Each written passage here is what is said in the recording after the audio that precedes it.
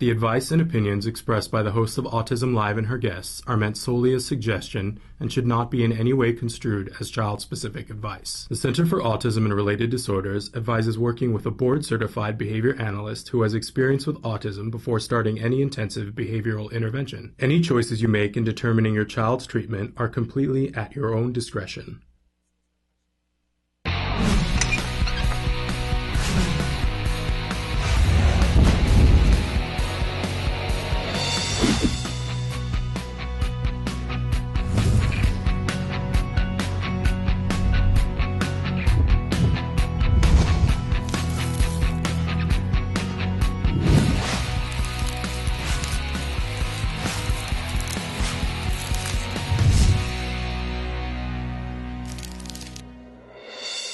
Good morning and welcome to Autism Live. I'm Shannon Penrod. We're webcasting to you live from the Center for Autism and Related Disorders headquarters in Tarzana, California. It is Tuesday. It is July 16th.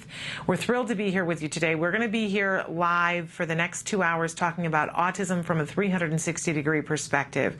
We know that on this journey there are lots of different things that you encounter along the way. Boy, I just can't stop thinking about, we had Monica Holloway here yesterday, critically acclaimed author, and you know, what a great case in point about autism from a 360-degree perspective. She's a mom of a young man who's on the autism spectrum.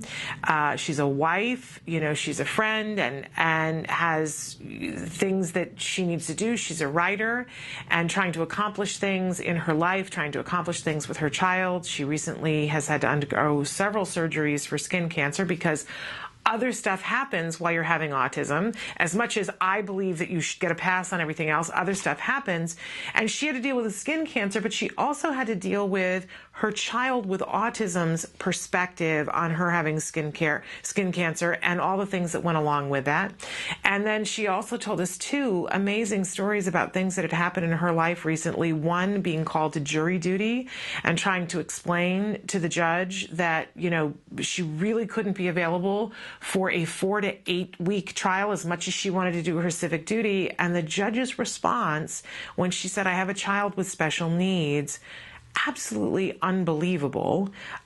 He literally mocked her in the courtroom but totally belittled what she was saying. And then she tried to clarify and said, you know, "I need to let you know that my child has autism."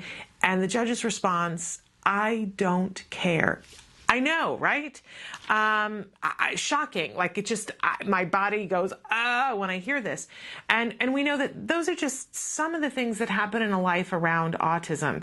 That, you know, we've heard from other families that their homes are being foreclosed and what that's like when your child has autism. How about people who are having weather incidents, whether it's Hurricane Sandy or an earthquake or something like that, and then you're having to deal with the very real life issues of that, but on top of that you have autism. So there really is a lot to discuss. And even when you're not having a huge tragedy, a huge health issue, a huge weather incident, an act of God, there are still things that happen in your life that there's always that extra consideration that you got to go that extra mile because there's autism to be considered. So we like to empower you here on the show and give you information, give you access to resources, give you point of view, give you a place to vent, give you a place to say, you know what, you're doing the best you can, and we applaud you for that.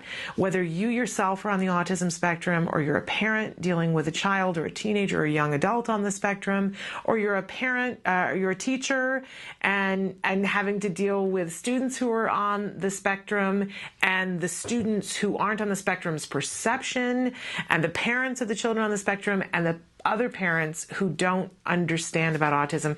We know that there's a lot to be discussed there. So we hope that we can be of service to you. Of course, we always ask you to let us know what you want to know. How do you want to be hooked up with information? What's kicking your keister right now? Where are you getting stopped along the way? Because we want to help you, to empower you, to get you to answers, to get you to solutions, to get you to progress. And that's really what we talk about here, because progress is available for all of us. Wherever you are on the spectrum, wherever a loved one is on the spectrum, we know that progress is available to us, those of us who are not on the spectrum, and progress is available to those who are on the spectrum. So we like to keep it positive around here, although we will sometimes, we take issue with things. We certainly have in the last couple of weeks. And there are tears to be had, right? Sometimes it's just pickin' frustrating. So we try to keep it real. Keeping it positive, but keeping it real, not trying to blow bubbles up anybody's you-know-what. So Emily's going to show you on the screen some of the different ways that you can get in touch with us here, some of the ways that you can watch the show, express your opinion, make suggestions, tell us what's happening in your neck of the woods with autism. And I'm going to remind you while you're watching all those different ways to get in touch with us, there's only one way to watch us live. That's www.autism-live.com. When you go there, you will see there is a desktop that's got, it looks like a computer screen. For most places that you're watching us, the show should play there 24 hours a day, 7 days a week. On tablets, especially iPads, it's a different situation. However, there is that white box that's there. That should be active 24 hours a day, 7 days a week now for you. It is your opportunity to type in whatever you want, hit enter, and it automatically sends it here to my screen, and I can answer your question on the next available live show. We had taken a couple of weeks off, and so there's a backlog of questions. We're taking the current ones and trying to get to as many as we can find experts that, as the experts come in, we have experts almost on a daily basis, and so I'm cycling through and getting some of those questions caught up. And we appreciate your patience with that because we know how important these questions are to you. They are to us as well. I always like to remind you that when you write in a question, it is completely free. You're not having to do a lengthy login process. There is no login. There is no credit card information being exchanged. We're not looking to take your money for the information at all. We're very committed to getting you this information as a free service. But if you want us to get back to you, here's the thing, because we are not asking for your personal information. So when you type something in, I have no way of answering it directly back to you unless you include some way to get a hold of us. And that's all that information is used for. And I can edit it out before I share it with the rest of the audience. Now, if you want to get on our mailing list so that you can get our regular newsletters to find out things that are going on here, and I have to say we're running more and more contests that we notify you of on the newsletter. If you're interested in that, please go to our Facebook page, like us while you're there, share us while you're there, and make sure you sign up for the free newsletter that comes out at the beginning of every month, and then you can get information about insider things that are happening here and contests. I know many of you have won some good stuff here at Autism Live by participating in our newsletter. It's just a one-page newsletter. It's not a big... We know you don't have time to read 35 pages of things, but it does hook you up if you want to read more about a study that we've talked about. It hooks you up with some great, great resources. So check that out on our Facebook page. I always also tell everybody, remind you at the top of the show, I am not an expert in autism. Let's be very clear about that from the jump here. I'm a mom. My son was diagnosed with autism at the age of 2.5. He happens to be here with me at the office today, and I've asked him to come in. He said he really doesn't want to come and be on the show, but we'll see if towards the end of the 2 hours, maybe he'll get sick of playing Minecraft and want to drop in and say hello. Bless his little heart. He is now 10, and my son regressed into autism, lost virtually all of his functional communication skills, and I'm just one of the luckiest people on the face of the earth, and forgive me for reminding you of that, but I want you to know that it wasn't because I was just so wealthy. Not. And it wasn't because I was so smart or, I will say that I got really diligent once I understood what was at stake. I wasn't in the beginning because I didn't know what was at stake. But once people said to me, here's what you need to do and here's who you need to talk to and you got to talk to them on a regular basis, I listened to advice, mostly. Not entirely, I will admit that. But when I did listen to parents who had been there, done that, my child got treated to the best ABA therapy in the world from the Center for Autism and Related Disorders which is why I'm such a fan of theirs. And I make no bones about that whatsoever. The people who work in the building that I'm doing this from now, they gave me back my child. They saved my marriage. They saved my life. So if it seems like I love them just a little, that would be a misconception. I love them a lot. And I always remind you that the Center for Autism and Related Disorders is fabulous. They are not the only place doing the kind of work that can help a child by any stretch of the imagination. But getting access to those services is sometimes really difficult. And so part of why I'm here is to pay forward what I got and to help you to figure out the way you're going to do it. And I really want to empower you with the idea that you are going to figure it out. Where there's a will, there's a way. There have been thousands upon thousands of parents who, with no money and no access to resources, figured it out. And I know that you can too. If I can figure it out, I know that you can. And I like to hook you up with different ways that you can attempt to do that. So I remind you, utilize me. Think of me as your new BFF and call me up, email me, make me throw down for you. I want to help you. I did make that promise. Nancy Alspaugh-Jackson talks about those of us in the Kitchen Floor Club, that at some point it was so bad on a day that we got down on our knees on the kitchen floor and prayed to the God of our understanding and said, help me to help my child. And I promise I will walk that fire pit for my kid. And when I have walked it so that my kid is well enough, I will turn around and I will help as many other people as I can. We made that pledge. I get chills thinking about it. I made that pledge on the kitchen floor. I'm here for you. I owe it.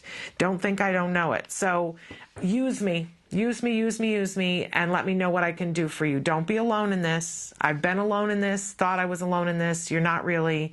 I now know. I've seen the underground at Disneyland, right? But for autism. And I know that there are so many people working on this behind the scenes for us. We are not alone. But we do have to speak up and say, hey, I need some help. I am not Wonder Woman. I'm not Super Dad. I always like to say that anytime I thought that I could be super autism mom, I kept getting my my cape caught in the fan. We don't want to do that. So ask for help. Ask for help. Tell us what you need. We'll do our level best to help you out. And it's not just me. There's a core of people here who really, truly, genuinely want to make sure that you get to the answers that you need. They lay awake at night. Believe me, I hear them talk about it. So having said all of that, we're going to get started with the show. And we do like to start every morning with something that I fondly refer to as the jargon of the day. This is when we take one word, one phrase, one acronym, and we try to make sense of it within the context of our lives. What does it mean to me today? How does this affect the progress that I'm going to have? How does this affect the progress that my child is going to have? So today, this week we're really hitting it hard with some big, heavy hitter acronyms. We're in alphabet land. It's FBA. Now, this kicked my keister for a long time. Can I admit that? People would talk about FBA, and I would say, oh, what is this FBI thing you're doing? I'm just so not good with the whole acronym thing. But I had an understanding of a process that they were going to do that was going to help my child, and it took me a long time to pair it up with, okay, this is what FBA means. It means this process. This is what the process is, and this is how it helps my child. Now, I'm going to give you an actual definition for it, and then we're going to give you the working definition, and we're really going to try to bring it home why this needs to be one of the first jargon terms that you pack into your backpack of tools. Okay, an FBA, our actual definition, FBA stands for Functional Behavior Assessment. Okay, it is a multi-step problem-solving assessment process designed to determine the function of a behavior. Now, I always love when you look a word up and you go, I don't know what a functional behavior assessment is. And you look it up and it goes, it's an assessment to show what the function of a behavior is. Oh, okay, now it's clear to me. What? You know what I mean? I just hate that. I remember being in Walmart a year ago and asking somebody where something was, and she said, oh, and she used some, I don't know, term that I'd never heard before. She said, oh, it was probably in the blah, blah, blah. And I said, oh, what's a blah, blah, blah? And she said, it's a blah, blah, blah, blah. I said, great. Can you use any other words to describe this? I have no idea what you're talking about. And she could only use those words. And she said, well, it's this. She understood it completely. This is what happens with jargon. But we need to be able to understand it. Okay, so let's look at our actual definition. We looked at that. Let's look at the working definition. It's an essential process that helps us understand why a challenging behavior is happening so that we can change it effectively. Okay, let's go back to rule number 1, which is that in order for any behavior that any of us do, any of us, me, you, your mother-in-law, your dog, by the way, the kid down the street who's completely neurotypical and is 14, the kid across the street who's 2 years old and completely neurotypical, all of the kids with autism, everyone in the Olympics, right? You get the point. Everyone, in order for any of us to do a behavior over and over and over again, right? It has to be rewarding. It has to be, or we will cease to do it. Now, I know sometimes this seems confusing because you go, well, why do people engage in behaviors that hurt them? Because there is a reward. You and I may not understand what the reward is. We may not find it rewarding, but the person who does it again and again and again is getting some sort of paycheck. Sometimes it takes a while to dig around and figure out what the paycheck is because it doesn't always make sense to us, but there is a paycheck. And once we find out what the paycheck is, we have choices about what we do about it. Well, an FBA is a process that figures out, it takes a behavior and figures out for sure, as close to for sure as we can get, what the paycheck is. So let's say that your child is kicking. And maybe they're kicking all the time, or maybe they're just kicking during lunch, or maybe they only kick one therapist, right? There are circumstances around when that child kicks, but the kicking is a problem. And sometimes as a parent or as a teacher, you go, I don't know why they're doing it. I've looked at it 68,000 ways. I don't know why they're doing it, but we need to get the kicking under control. The problem is, until you know what the paycheck is, you're really firing off missiles into the dark. And we don't want to do that. We don't have the time. We need to be efficient and effective.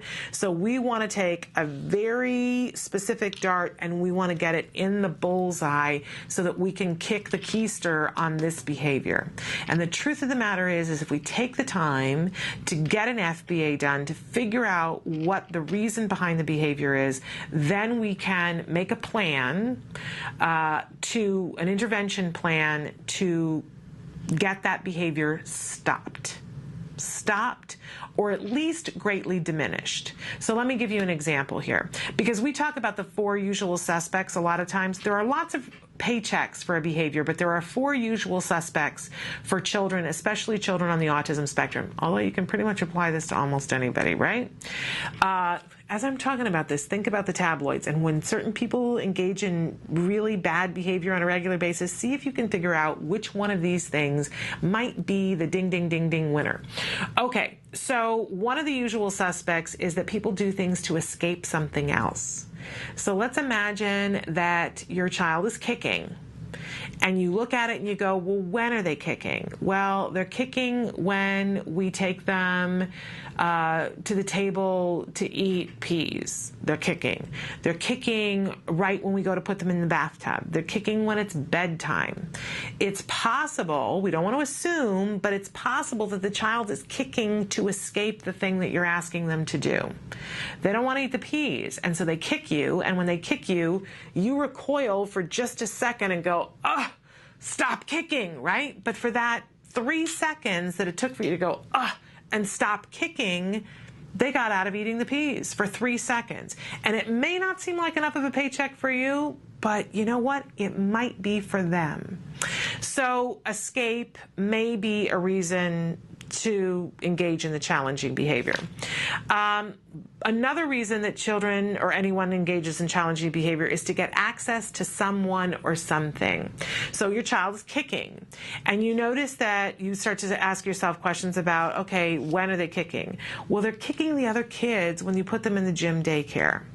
And then you ask yourself, well, what happens when they kick the kid in the gym daycare? And what happens is that they take your child and put him in timeout, and they immediately pick up the phone and announce over the loudspeaker and say, you know, Mrs. Penrod, you need to come to the child care. And you come to the child care, and they say, I'm sorry, you know, he's kicked out of child care for the day because he kicked.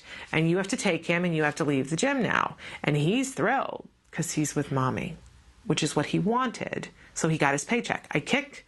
I don't want to be here. I kick, and they get on the phone. I get mom. Woohoo!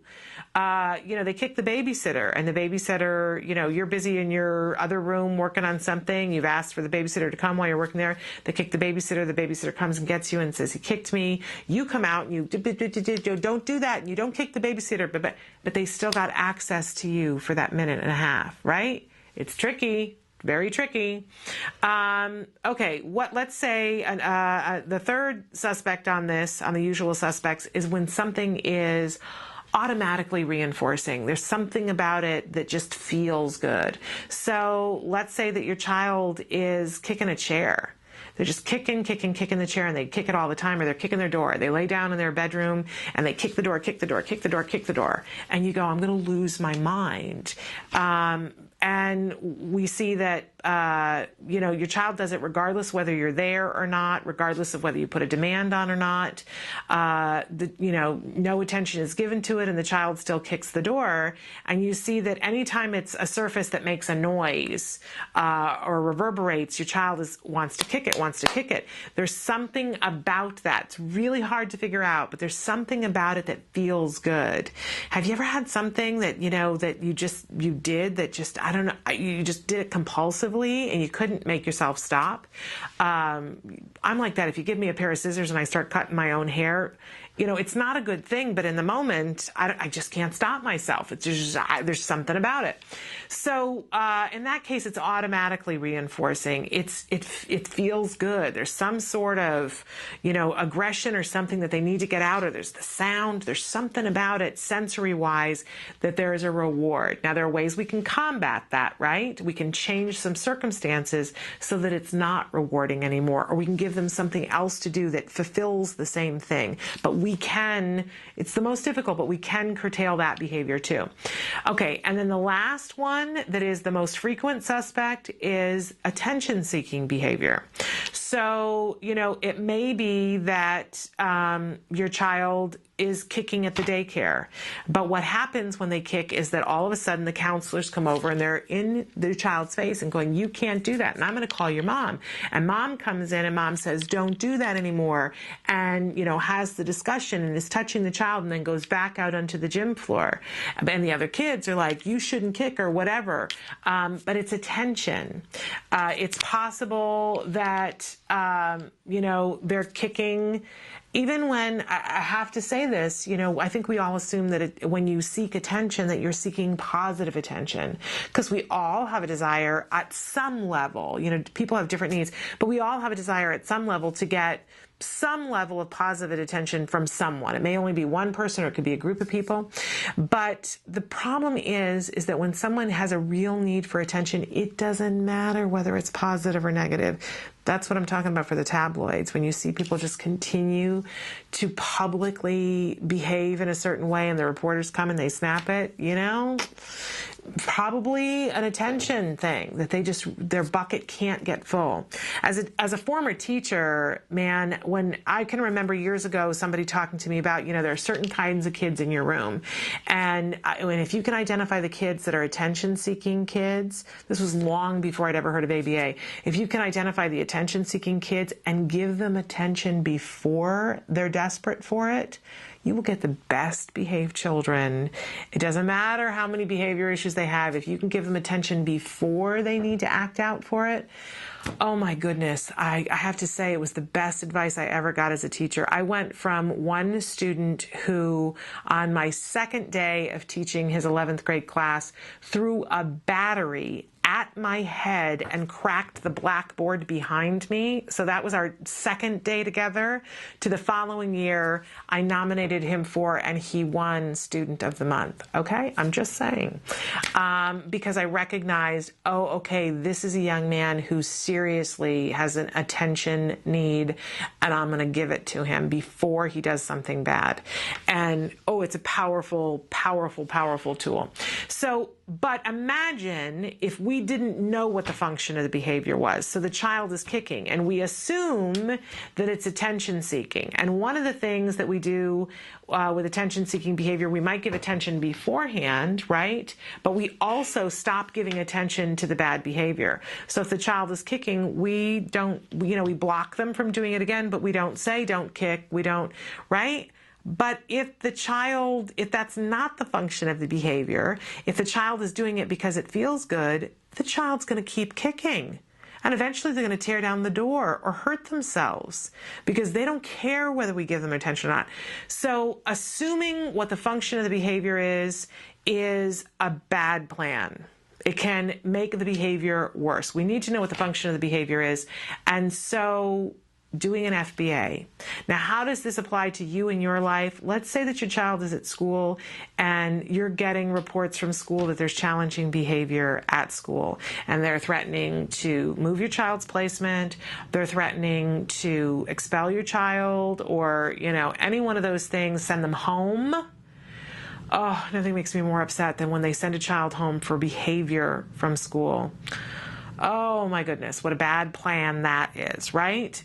What we need to do, if a teacher or a school official says to you, oh, we're having this behavior at school, the very first time that they talk to you about it, and hopefully it's happened more than once when they've talked to you about it, but actually not hopefully.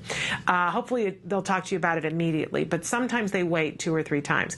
But as soon as they talk to you about a behavior that they're concerned about, the words come out of your mouth verbally, and they go into an email, and you say, can we please do an FBA? And use that terminology. Can we please do an FBA on this behavior? That means that an impartial person who is trained to do this comes in, observes the child, interviews the teacher, talks to the children around. They look at the behavior, they come back and they say, here is the function of the behavior, and here is how we're going to counteract it. You have a legal right to that. And they should do it. This will help your child in the classroom. You can do this at home as well. You can ask for a BCBA to do an FBA at home. There is a cost attached to that, whereas if you're doing it in the public school, there isn't. But don't let your child be expelled. Don't let your child's placement be moved. Don't get into an argument. Ask for the FBA. I'm telling you, if more of us, whenever there was any kind of behavior in the classroom, would ask for an FBA, first of all, it would change the system. It empowers teachers, because teachers, there's a behavior happening, there's other kids in the classroom. It's frustrating, right? And teachers need tools. When you do an FBA, a plan comes along and the teacher knows what to do, and it's effective. So FBA, it's a lifesaver. And I hope now it'll make a little bit of sense. It's an essential process that helps us understand why a challenging behavior is happening so that we can change it effectively. I've gone on way too long. Emily's going to kill me.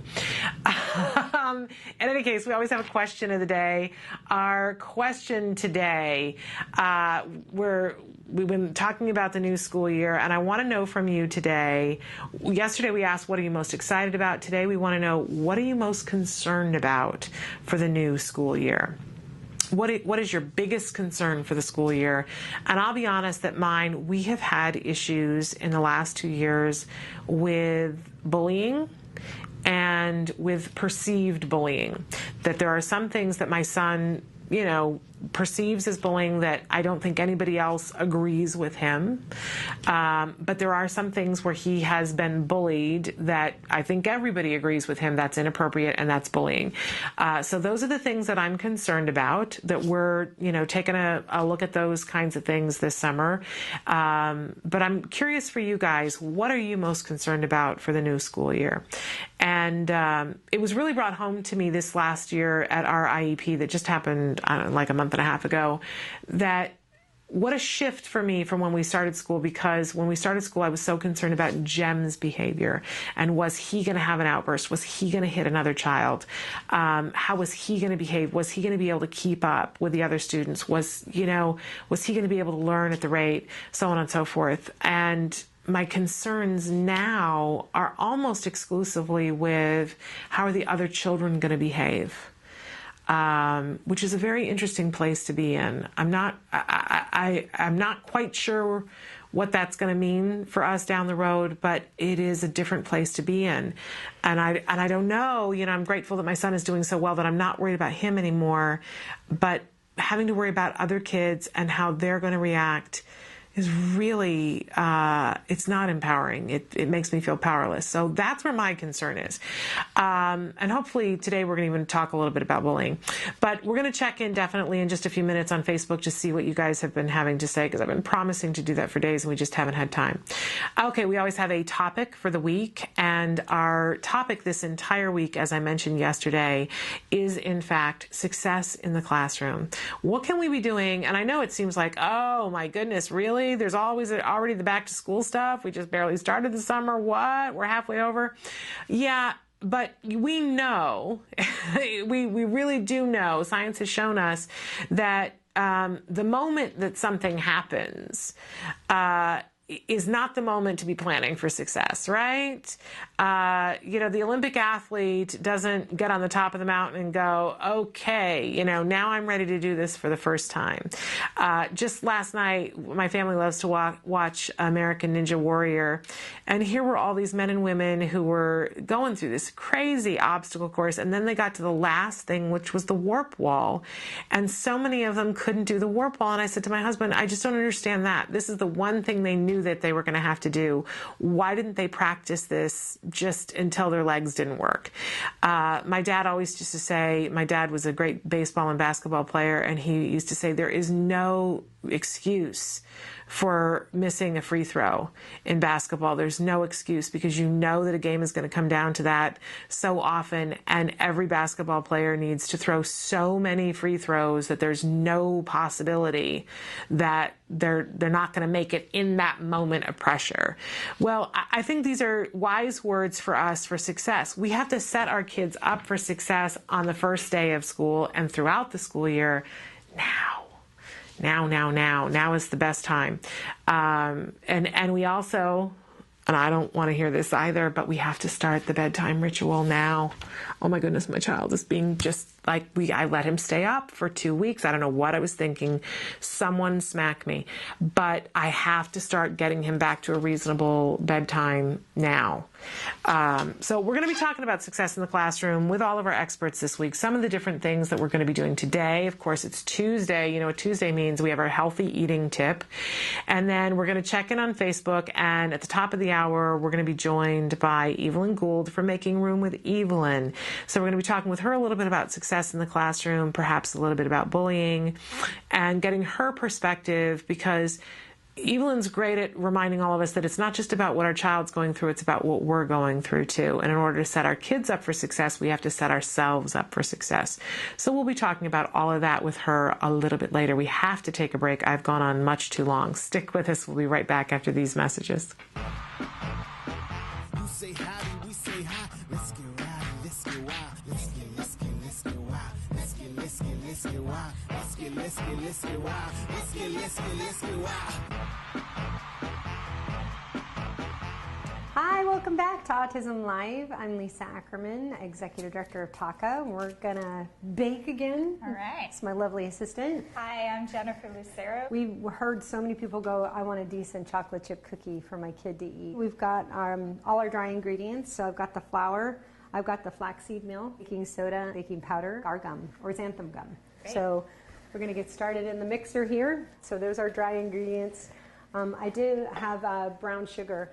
We did cut this down. And the one way to do that is my favorite, and that's maple syrup. I'm using egg for this recipe, but we could use more arrowroot and also the flaxseed meal. So I'll go ahead and throw my eggs in here, which I love doing. So, and then the last thing is a shortening and gluten-free casein-free butter replacement. So I'm going to go ahead and throw this in.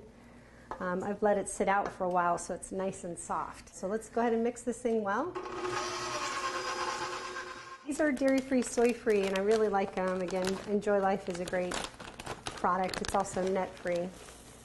And chocolate chips are a personal thing. I won't judge you if you use the whole bag. I would. I know, right?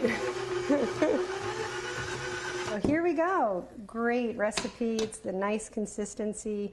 Everything's ready to go, so we can enjoy our cookies here in just about 10 minutes. We want to give it a kind of like a couple inches between each cookie. You know, a lot of people are really concerned about aluminum, so what I've done is I laid down my natural brown parchment paper, and Jen's helping out putting the cookies down. So we're separating the nice baked good that's all organic from the aluminum cookie sheets. So let's go put these in. So magic oven allows me to pull the last ones out.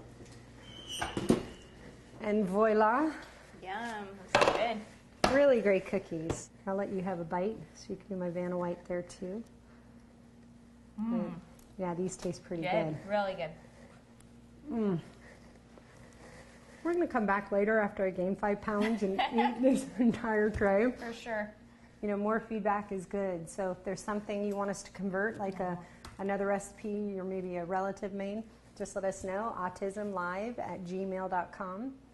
You can go to Facebook, or there's thousands of recipes on the TACA website just waiting for you to explore. You can go to TACANOW, TACANOW.org, and we'll see you next time at Autism Live. Bye. You say howdy, we say hi. Let's get rowdy, let's get wild. Let's get wild. Welcome back. It's time for our healthy eating tip of the week. You know, it's so essential that we give our children a variety of foods. And there are lots of different reasons why it's important that they have a variety of foods and that we introduce a variety of foods. It's just like with play, that we want to make sure that early on we give our children a diverse place to jump off from. And there's nothing more disconcerting to me than when we, and I do this too, so please know that I do this, when we give in to our children and we give in to the mundaneness of every day, because, you know, there are days when I just think to myself, well, I want to make a meal and I want to make sure that my child is growing at such a rapid rate and it's hard to get him filled up. You know, I turn around and he's grown another 2 inches and he's like a bottomless pit, as my mother used to say. So there are times when I think, okay, well, I'm going to make this, this, and this because I know he'll eat a ton of that, and you know he'll get his belly full, and you know it'll be easy, right? I just want it to be easy, especially for the dinner meal. But here's the problem with that I keep reminding myself of, and for all of us, our kids sometimes, not always, but sometimes when they're on the spectrum, they have immune systems that are a little bit more delicate or a lot more delicate in some instances, and they can have the potential to be more susceptible to food allergies. And we know if you talk to any allergist, they're going to talk to you about the importance of variety and making sure that they don't eat one substance over and over and over again. Now, I'm not the best person about this because I like what's comfortable and I like what's familiar, and I talk on the show all the time about how, you know, it's super duper important that we change at least at the seasons. That, you know, you get to that point in a season where nothing tastes good anymore and you go, I don't really know what to eat. And it's usually right when there's a break in the seasons, and it's because you need to change what you're eating. And then we've all gotten a little comfortable with, you know, the 8 or 9 things that we eat the most of. But I think even more than just eating at the seasons, it really has been brought home to me recently that it's so super duper important that we rotate the foods that we eat. And if you follow a strict allergist diet, they'll ask you to follow a 4-day rotation. It's hard, and especially if you're on a restrictive diet to begin with, it's really, really hard. So, you know, I'm trying to remind myself it's not about doing it perfectly, but it's about doing it, the spirit of it. So, and when we talk about a 4-day rotation diet, we talk about, like, if you have something that is citrus today, like let's say you had orange juice this morning, then you're not going to have citrus for the next 3 days. And on the 4th day, you would have the orange juice or lemonade or something. So you can imagine how tough. So that's just one thing. But if you had green beans today, you're not going to have green beans for 4 days. And if green beans is the one vegetable that your kid will eat, right? It makes it hard. So I think we have to be mindful about what our child's particular restrictive diet is. Be mindful of what they actually will eat, and then try to keep introducing more stuff. We talk about this with toys, that if your child only wants to play with one toy, well, that's great. Make that the reinforcer for playing with this other toy, because then what happens is eventually the child gets it and goes, hey, this toy is cool too. Now you've got two reinforcing toys. It's like bunnies. They're multiplying. And then you add a third toy and say, you can play with one of those two toys after you play with this toy, and the child plays with that toy. And after enough times, they go, not always, but if the toy is pretty cool, they go, hey, this toy is cool. Now you've got three. You've got, more reinforcement. Same kind of thing with the food. If your child loves a certain kind of chicken nugget, get the most healthy chicken nugget that you can possibly make, and you start saying, hey, do you want to have chicken nuggets for dinner? Okay, but I'm going to give you, you have to try one bite of this, and then I'm going to put the chicken nuggets on the table. Don't even put them on the table until you get the one bite of the thing. Don't make it a battle. There's no discussion about it. Make it reasonable. Make it really small to begin with. Remember that we've heard from our experts that it takes, sometimes 20 times introducing the food before your child's actually going to eat it. So if you do the thing where you say, I just need you to take one bite of that and then everything else comes, then you say nothing else about it. And you give no attention to it, and the child starts to cry and whine and say, but I don't want to. And you're just eating your meal. There's no whining. That's not what we're working on right now. You're letting them know this is what it is. It's one bite. It's not, but you're not having that whole discussion with them. Internally you are. It's one bite. Not going to harm them. They're going to do it, or they don't get the nuggets, right? And there are many different ways of doing it. That's not, and if that may not, you go, oh, my child wouldn't eat the nuggets, then, you're going to work on something else. Maybe you put the nuggets and you put the one bite of corn there, and the child eats the nuggets, and you say, but, you have to have one bite of corn or you're not getting dessert. I don't know make sure the child's getting fed, right? That is, we don't want the child to wither. We're not trying to do mommy dearest here. But, in any case, keep putting it on the plate. Don't have the expectation that they're going to eat it for at least 20 times, but don't give up. Don't give up, because we have to build a variety. I will be honest with you that my son, because he's had such a restrictive diet for so long, he loves to try new things, but there are a lot of things that he doesn't want to try. It's mostly like really bizarre and strange, like he wants to eat squid. I think that's bizarre and strange. Maybe you don't. He'll bargain with me. He wants to have squid, and I'm like, I don't know how to cook it. But in any case, I have to do this more with my husband than I have to do with my son, because my husband, when I married him, had not had an apple, in several decades.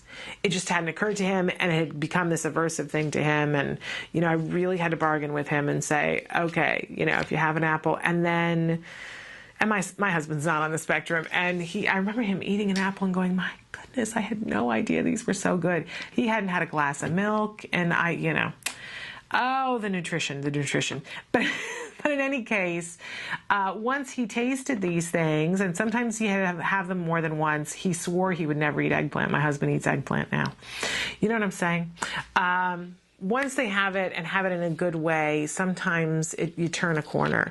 But we have to work on variety, and we can't give up at working on variety. You do the best you can. In your head, okay, a 4-day rotation diet is ideal, but my life isn't ideal. But I'm working in a direction. Even if I'm thinking about it, I'm working in a direction.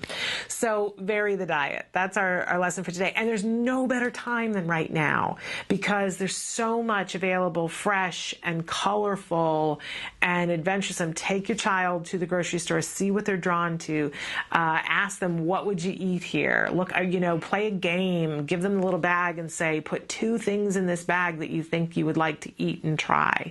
And then, talk about what they are and teach them the labels for them, and and have fun with the food. If the child shows any interest in cooking things, because there's lots of choices you can make about, do you dice it up, or, do you have them peel it? You can get those peelers that are really safe for kids, or do you puree it, or, there's choices. Jem loves to grind things in the food processor. And he loves to see what things look like if you add a couple of colors to something in the food processor. If I'm going to make a meatloaf and I take whatever vegetables that I have in the refrigerator and I steam them and throw them into the food processor and then mix it into the meatloaf, and he loves pushing that button and seeing it go into the meatloaf, and it looks disgusting. And he loves that. And then he eats the meatloaf, and we have the joke about Daddy won't know that there's broccoli in the meatloaf. It works. It works, folks. So have some fun with it, but do vary the diet. All right. We are going to take a break and come back and look at Facebook, so stick with us.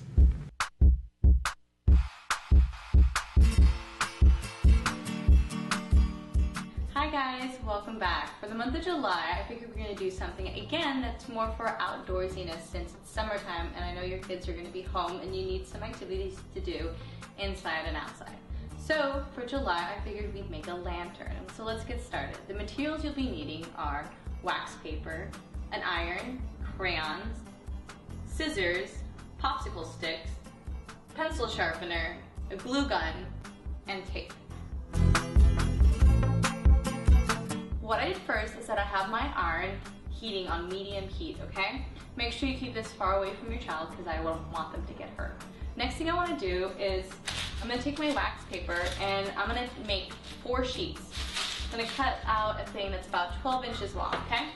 Now that I have my wax papers cut out, what I'm going to do is I'm going to grab my crayons, and if you have kids around, which I hope you do, I'm going to grab them and have them make some crayon shavings. What the shavings are going to end up doing is making it a design. And again, this is another time for you and your child to talk about colors. You can discuss like what would happen if you mix, some blue crayons and some yellow crayons. What would that produce? When you and your child have finally decided there's enough crayon shavings on your wax paper, what you're going to do next is you're going to take it and fold it in half. Now that I have it folded in half, what I'm going to do is I'm going to take an old newspaper and then I'm going to sandwich it in between. And then with my iron on medium heat, I'm just going to have it gently on there just so the wax melts into the paper and becomes one thing. Let's take a peek inside. And as you can see, all the crayons have melted into it, making this beautiful kind of like rainbow-ish color.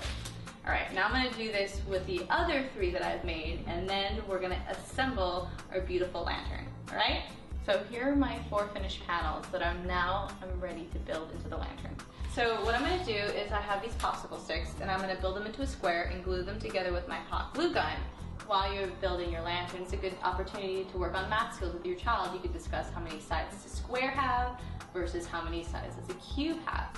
Okay, I'm going to do this another 3 more times, so I have one for every single side. Alright, well, now that I have these 4 different sides built, I am now going to take these wax paper things that I built, and then I'm going to put glue on here and smash it on there, okay? I know the wax paper is way too big for it, but what we're going to do later is trim it. Alright, so now they're all done being glued together. Now I'm going to take my scissors and trim along the outside. Now that the 4 sides are done, I'm going to take some tape and I'm going to line the edge of it so they will stay together to make my cube form. And voila, here's my lantern, but it's missing something. You're right, it's missing a light to illuminate it. So what I'm going to put in here is an LED light. I'm definitely not going to put a real candle or else this thing's going to catch on fire, and that is a real safety hazard, okay? So here's my little guy, and I'm going to turn it on and let's see what happens. Ooh, look at that. Isn't that pretty nice? And it's not even dark yet. I would love if you shared your pictures of your finished crafts. But until then, craft on. Bye, guys. Can you see me flying by your side? Welcome back to Autism Live. I've been promising for several days now that we were going to take a look at Facebook and see your answers to some of the recent questions of the day. I want to start with Friday. On Friday, and I don't have complete access to it right now because my computer's having difficulties, but on Friday we asked you guys, what do you wish you could afford? I think it's really important that we all remember that it's okay to dream. I know that I remember having a conversation about 6 months after my son was diagnosed with autism with two of my very best girlfriends. And they said, "Are you okay?" And I said, yeah, everything's fine. And one said, "Okay, you could pretend that with everybody else, but you don't get to pretend that with me or with us." And I said, "I feel like I'm not allowed to want anything other than for him to do better." Like it felt like that everything had just honed in and that I wasn't allowed to wish for anything else or pray for anything else. And it was a bad, strangling feeling. And they reminded me that just because my child, and I don't know where I got that idea, but that just because my child had autism did not mean that all of my personal dreams were gone. That did not mean that my dreams were gone for my child. That did not mean the possibility of those dreams coming true were gone. And that meant that I was going to have to, kick it up a notch, which meant stopping feeling sorry for myself, but that I was allowed to dream. And I get emotional about it because I really felt, I'm just being honest here, I really felt like that had been taken away from me. And if you're feeling that way, I want you to know that we encourage you to dream. It's a good thing to dream. And after that, my husband and I started a thing where every night we would sit on the floor for at least a couple of minutes and we would hold hands, close our eyes, and just dream. And dream big and huge and ridiculous. And then afterwards we would talk about it. And it was a really lovely bonding thing for us. And some of those dreams, can I tell you, came very true. Some are yet to be determined, right? And some morphed and became, when opportunities came, I was like, that's not really what I want. And my husband was able to identify the same thing. And some, as I said, are just still work in progress. But that's okay because as often reminded to me, everything that is in your life that's cool and fabulous and wonderful was a thought or an idea at some point. So it's good to dream. So we asked you guys, what do you wish you could afford? And I know for an autism parent, a lot of times it's the wishing for the money in the bank account to do X, Y, or Z. So we asked you to name it. One person who wrote in and said, a therapy room in my house with that big swing and all the attachments. I think it's beautiful to see what people dream for. Another person who said, enough therapy to recover my child. And man, I wish that for all of our kids. Take a look at this. A van with air conditioning vents in the back seats and power windows and locks. Poor kids about to roast in the Florida heat back there, and the only windows that go down are the front ones, which are hand crank. The locks are the little things you can push and pull up, and it doesn't even have child safety locking mechanisms on the inside, with a sad face. But it gets us around, even if we are sweaty, nervous wreck by the time we get anywhere. LOL. I love the hope that's there, and you're making do. You're doing what everybody does. You're making do, but it's good to dream for that, because I know that at some point that van is going to show up for you. Another person who says, a night out, hard to trust, perplexity, your child. I'm not sure. I completely understand a night out, and I know it's hard to trust. I don't understand the perplexity. I know it's hard to trust strangers and babysitters and people who haven't been trained to be with your child. Really hard.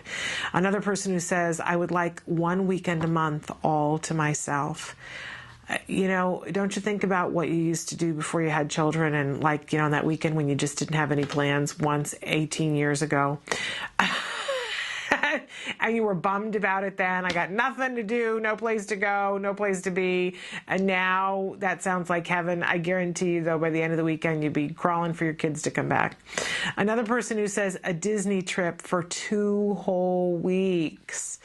I don't even know if I could handle that, but I think it's a great thing to dream for. Another person who says a car or a van that I can take my little guy in for all of his Valley Children's appointments and for all of his other doctor appointments. If only I had that one wish that would come true. Put it out there. Put it out there.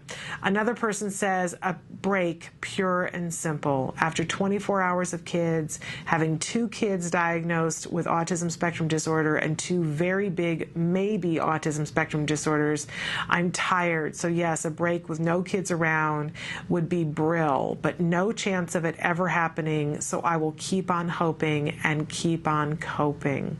I love that. Keep on hoping and keep on coping. Another person says a mansion. Now see, wish for what you want. They said a mansion, preferably somewhere hot for me, with a pool to teach my sons to swim.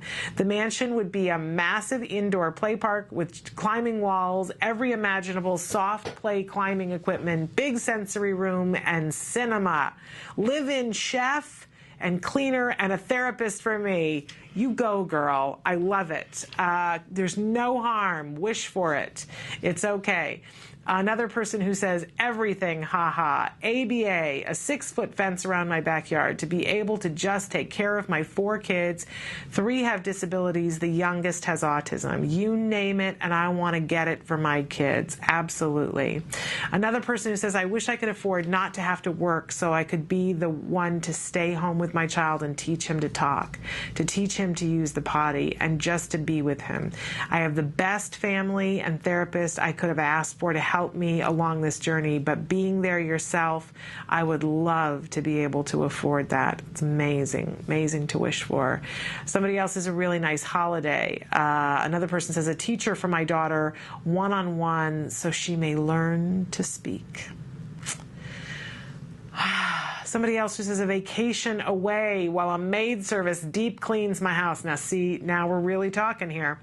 A vacation for our family or a personal chef who can cater to all our dietary needs. I must admit, I fantasize about that one myself, about somebody who just cleans, like does laundry, that I come home and laundry has been done and they've made dinners that fit everybody's dietary needs and they're going to clean it up afterwards and they're going to do the marketing. I said this once to my mother and she said, oh, back in the 50s, we called that a wife. And I said, yes, well, it's not the 50s anymore, is it? Somebody else says a house with a yard so we can have a dog, swings, a sandbox, a pool, a trampoline, and a space to run.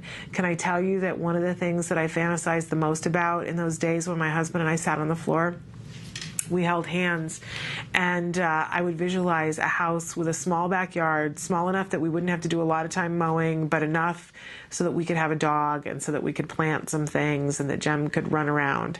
And that's one of the things that has come true for us. We have a postage stamp backyard, but we have the dog now, and we wished for that dog for 5 years minimum. And we have it now, so I hope that for you. Somebody else says to afford insurance for my nephew with autism. I hope our legislators are listening. I fear they're not, but I hope they are.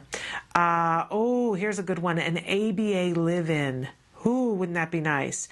That would also be a nanny. That's a crazy dream, but how amazing would that be? I love that crazy dream. Somebody else wants dolphin therapy for their son. Someone says a private specialist doctor who listens, not like somebody who's not listening. Hear that? You need a doctor who listens. A career break, at least 2 weeks, tired and fed up all the time. Someone else is a therapy and sensory room in my house and my own backyard so that my son can have his own playground and nobody will be annoyed with his stimming. Absolutely. Here's a very specific one. A week's trip, including airfare to San Diego from Seattle. Now, and I don't know what about San Diego. There's lots of things to do in San Diego. I wonder, is it for Legoland or is it for other things? In any case, we're out of time, but when we're going to go to A Word, and when we come back, hopefully I'll be able to get on to the other questions to see what you guys have been writing in about what you're excited about for the new school year and what you're really worried about. But we are going to take a break and go to the A Word. This this is the amazing ongoing documentary being made at the Center for Autism and Related Disorders following the little boy Jack Riley and his family, because this isn't just about the child getting therapy, but for the family as well. Jack Riley was diagnosed with autism at the age of 2, and at this point he's already 3. He's got a new baby sister, and he's seeing what that's all about. He's been having therapy for over a year now, and he's made a great deal of progress, but the job isn't done. And, you know, this really is a long haul. It's a marathon, not a sprint. So let's drop in on this young family and see what Jack Riley is up to this week. This is the A word. I know a cute little blue-eyed boy, and his name is Jack. Jack Riley. He got a big, warm, blue-eyed soul that makes your heart beat fast. No. I don't understand. What are you talking about? Jack Riley has been scripting a lot. He's repeating lines from movies, practicing speaking, which is great, but his use of language is not appropriate because no one understands what he's saying. Everyone has been working on redirecting his language to say things that are more appropriate and conversational. Hey, ladies. No, try again. Say, hey, ladies. Let's play. Jack, can you say I'm excited? I'm excited to play. There you go. Okay. I will play Jessica's house. Okay, that's it. Where is it? There you go. It is. Jessica has been working on WH questions such as where. I will play the iPod. Okay, go get it. Go get the iPod. Where is? Who. Who is there? What. What is there? There we go. It's iced coffee. Why. Why are wearing glasses? I'm pretending I need them so I can see you better. This for you. These words accelerate his learning by giving him language to ask for info. Oh, I just want to be silly. Am I silly? You need WH questions for conversational skills, comprehension, perspective taking, and problem solving. Hi. Hi. I'm Suzanne. What's your name? The gray. What color are your eyes? Are blue. How about mine? What color are my eyes? Are brown. Yeah. Isn't he the most precious little thing? And, you know, at the beginning of the video, when they talk about the fact that, you know, he has language now. He's got quite a bit of language. But because the articulation has not caught up and is not yet age appropriate, he is still speaking with the diction of somebody who's probably 6 months to a year younger than him. And we all know that phase that kids go through when they say something and none of us understand. And, you know, we're trying to figure out what the kid said. And we look at the parent like, help me to understand. It's really important. I mean, we're still working on Artic with Jem, and he still from time to time gets those faces, and you know, he doesn't want to work on articulation. You know, it's really hard with younger kids to get it to be interesting to them, but we have to find the ways to make it interesting because they need to be understood by their peers and by others around them. So I encourage you in any case to go and watch many episodes of the A Word. They're on their own YouTube page. We show clips here and we talk about them and sometimes pick them apart. Did you not love the end there when he was there with Suzanne Oshinsky, who is the filmmaker on the A Word and also does our Smarty? And she also films the cooking segments and so many other segments. In fact, today she's away on a shoot for us at Danny's farm that we're going to look forward to bringing to you in the coming weeks. But there at the end when Suzanne's there with him and she's having a conversation with him and they're talking about what color his eyes are, and then she says, well, what color are my eyes? And I love that he finds looking at the camera and looking at his own picture very reinforcing, like a lot of kids on the spectrum. But she's asking him a question and he turns and he makes eye contact to look and he processes it and says, your eyes are brown. And you can understand that he's saying that. That is so much work right there. That we take that for granted in other people all the time, that just happens. But that's about 40 different programs that little boy worked for a year to have that organic moment where she asks him a question and he turns, looks at her and says, oh, it's this. Just beautiful, beautiful, beautiful moment, and so many more of those to come. But of course, the articulation has to get where it needs to be. And I love when he's standing there saying whatever nobody can figure out, and Dad says to him, "Jack, are you excited?" He says, "I am excited." Love it. So definitely check out the A word. Now, I wanted to go back to, but let's take a quick break, and then we'll come back to your answers to today's question on Facebook. So if you haven't answered yet, take the time to do that on our Facebook. The question is, what are you most concerned about in the school year about to start? So write it and tell us. We're going to be reading those right when we come back. Stick with us. The Center for Autism and Related Disorders is celebrating the grand opening of the CARD Assessment Center in Woodland Hills. The CARD Assessment Center provides consultation and assessment for individuals of all ages with a variety of disorders, including Autism Spectrum disorder, attention deficit disorder, memory disorder, learning disability, and intellectual giftedness. To schedule an appointment, contact the CARD Assessment Center today. Welcome back. So we are looking at your answers to the question of the day today. Our question was, what are you most concerned about for the new coming school year? And we had some people write in with some very big concerns. Somebody said whether the new teacher can accommodate my child's educational needs, or if his school will continue to disappoint me and fail my kids' IEP needs. You know, I would say to you that we talked about IEPs yesterday and how important it is to get that all into that legal document, because it is a legal document and the school legally has to comply with the document, and if they don't, it's called being out of compliance. And if you are ever out of compliance because they have not fulfilled the services, and you can prove that they had time to fulfill the services, they can't say, well, we didn't fulfill them because we didn't have enough money in the budget, or we couldn't find a person to take the job to do the whatever it was that we didn't do. That's not a good excuse. That's not a viable excuse.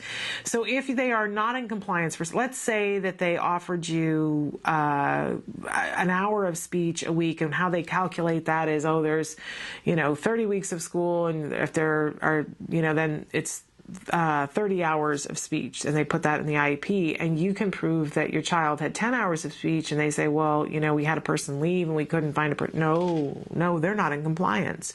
And if they can't find somebody, then they have to pay for somebody off-site to do it. So whenever your school is not in compliance, it is time to talk with the school about the fact and use the words and say, we need to have a meeting because you're not in compliance. And if they give you any pushback, it is time to consult a lawyer, because a lawyer will take that case. When you go to talk to an educational lawyer, generally they'll ask, do you have an IEP? Are they in compliance? Now, you can still fight an IEP where they're in compliance, and you can fight a lot of different things. But if you have an IEP and it's not in compliance, it's easy. It's easy. And lawyers love those cases, because if they're not in compliance, they're going to win. And when they win that case, it makes them easier to win all the other cases. So don't be afraid to consult with a lawyer. And if you need to, say, will you take any pro bono work? We've got a case with them because they're not in compliance. And, some lawyers will take them on because they need it for another case. Keep that in mind. Another person says, how will my son handle 5th grade and the great expectations that come with it? You're breaking my heart, because I'm right there with you. We're starting 5th grade, and it's an interesting time. I said yesterday that, I'm really emotional today, because he's still a boy. I think by 6th grade, they cross over into that young man thing. But in 5th grade, they're still boys. It's the last hurrah, I think, of the boyhood. But I do think the transition starts to happen towards the end of 5th grade. And I know it's just a thing. I think it's that way for girls, too. I know that in 5th grade, they give them the talk the talk, the talk where your moms come in and they talk about everything. There's a loss of innocence that goes with that. I mean, it's going into the new explorations of all the things that come with that, but it is the loss of childhood. It's devastating. Another person wrote in and said, transitioning from summer to school. I love that you're thinking in terms of that, and you can really affect change here by starting to smooth the route to it, whether it's starting to adhere to the schedule very slowly. Remember, increments, but slowly changing the schedule. I am trying really hard to go slowly. I'm wanting to put my son to bed at 8 o'clock, and of course that's crazy, right? But I'm trying to change it just a few minutes every night to work my way back to him being in bed asleep at like 8:45. Yes, good luck, Shannon. I really blew it already this summer. Another person who says, I'm concerned about having services for my son. He is 21. And there's very little for autistic adults. Right now, he is without services. If you think of it, please write in and talk to us, because we're very aware of some people who are starting some programs in the next couple of months, and it depends on where you are. And we'll be giving you more information about those as they come, but maybe there's something we can help you to know where you are. Another person who says, hi, I am an ABA teacher in New York City. I teach early intervention. I don't know where you are, but if they're not meeting his or her needs, you have all the power. And I want to thank you for reminding us that. I don't know if we have all the power, but we have quite a bit of power if we are willing to stand up. I loved Monica Holloway yesterday saying she stood up, that judge said, I don't care that your child has autism, and she said, you cannot talk to me that way. Oh, so much dignity. We can stand up for our kids, whether it's in front of a judge or in front of the school, but we don't let them get away, right? Another person who says placement options of a quality environment that offers a positive, functional education plan focused on nurturing abilities. Oh, that's just beautifully said. Placement options of a quality environment that offers a positive, functional education plan focused on nurturing abilities. That should be above every entrance to every school that has open doors. I hope you find that too. It should be there. It's hard to find, I'm sure, but it should be there. For my son to be happy and find his way of communicating to others. He talks at home, is scared to talk to others. Bless his heart. Another person saying, hoping that his kindergarten teacher will be compassionate, nurturing, and kind.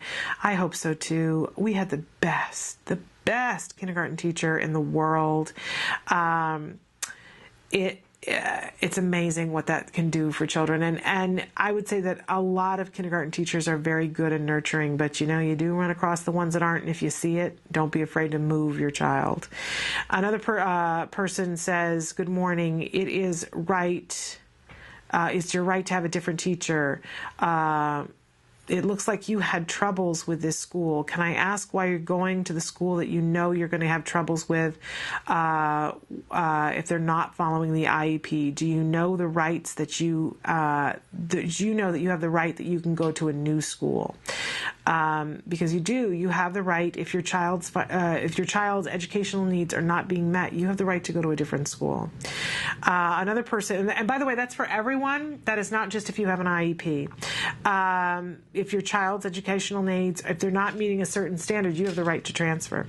Going from full-day preschool to part-time kindergarten, I'm afraid the regression we might experience because of this, fill the rest of that day, find a place to take your child or do therapy, fill the rest of that day. I hate to hear that. Another person who says, had a hard time transitioning from the excitement of summer to the boredom of school. That's a lazy teacher. It only got worse as I got older. Teachers need to make it exciting. Good heavens. Another person who says that it doesn't start soon enough. My son loves school and the routine. He asks for the bus on non-school days. Camp.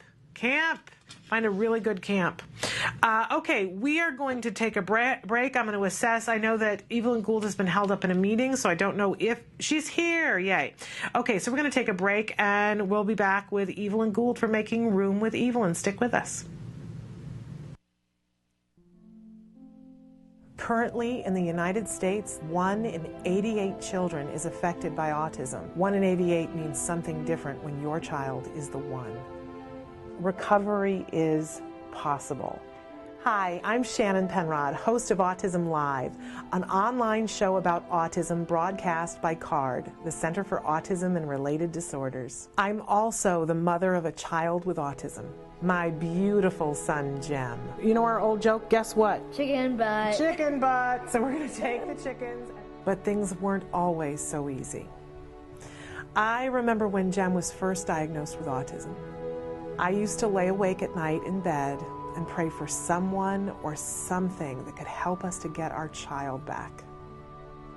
My prayers were answered by Dr. Doreen Graham-Pichet and the Center for Autism and Related Disorders. CARD treats autism and other related disorders using the principles of ABA, Applied Behavior Analysis, which is the only scientifically proven effective treatment for autism.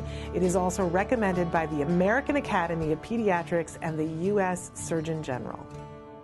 About a year after we started treatment with CARD, we were able to see tremendous improvement, and we got our child back. What grade are you in? Second. You are a smart cookie, huh? Mm-hmm. Do you like school? Yeah. Do you have any good friends? Yeah, Oscar. Oscar is your best friend? Yeah. And my child is just one of thousands to benefit from CARD ABA therapy. Across the nation and around the world, children are making amazing progress and being given the keys to unlock their full potential. We are extremely grateful for the amazing job CARD has done in helping our daughter. Our daughter today, just in 4 months, I think is a totally different child than when she started with CARD. I kind of see it as, it seems like her brain in a way was asleep, and now that we've gotten so many services, we've seen her wake up. Did you have some glasses? Recovery is possible if you take the right steps, if you're willing to put in all the hard work. And 7.5 years, yeah, it's a lot of work. It's worth every little bit, and CARD's been there with us every step of the way. I have 2 children with autism. I can't imagine a day without CARD or the therapists. They've been so instrumental in helping us with our kids and shaping their lives and helping us help them. Thank you, Christy and Big Alex. Thank you, Jackie and Mariana. We've tried other things before ABA, but the most beneficial thing has been ABA services, and I'd be the first person to tell any newly diagnosed family that you have to contact an ABA provider, and if you're lucky enough to have CARD, you're very blessed. Recovery from autism is absolutely a possibility. We've been recovering children for over 20 years. It's just a matter of identifying the child's medical needs, understanding the child's sensory issues, and then teaching the child all of the skills they need in order to function normally. We know there's hope for autism. Autism is treatable, and recovery from autism is possible. Welcome back to Autism Live. We're so thrilled that Evelyn Gould is here with us in the studio, and I know that you got held up at a meeting, and I'm glad that you got to join with us at all. Well, and we didn't get a chance to really talk before, but there are a bunch of things that I want to talk with you about, and you tell me like what you'd like to talk about, because we always like to have people, you know, be able to say, this is where my head is at today.